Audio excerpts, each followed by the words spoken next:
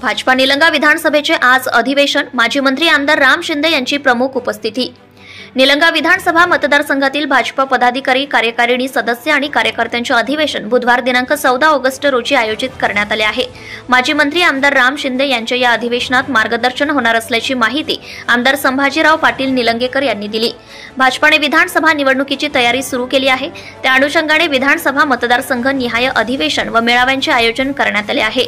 निलंगा विधानसभा मतदारसंघातील निलंगा, शिरूर, अनंतपाळ व देवणी या 3 तालुक्यातील पदाधिकारी व कार्यकर्ते या मेळाव्यास उपस्थित राहणार आहेत। माजी मंत्री आमदार संभाजीराव पाटील निलंगेकर यांच्या अध्यक्षतेत हे अधिवेशन होणार आहे। निलंगा येथील बँक कॉलनीत वृंदावन मंगल कार्यालयात दुपारी 12:30 वाजता हे अधिवेशन संपन्न होणार आहे। भाजपा महायुती सरकारने राबवलेल्या जनहिताच्या योजनांचा लाभ तळागाळातील सामान्य नागरिकांना मिळत आहे। आता शासनाने राज्यातील महिलांसाठी लाडकी बहीण योजना सुरू केली आहे। त्यामुळे राज्यात महिला वर्गात समाधानकारक वातावरण निर्माण झाले आहे।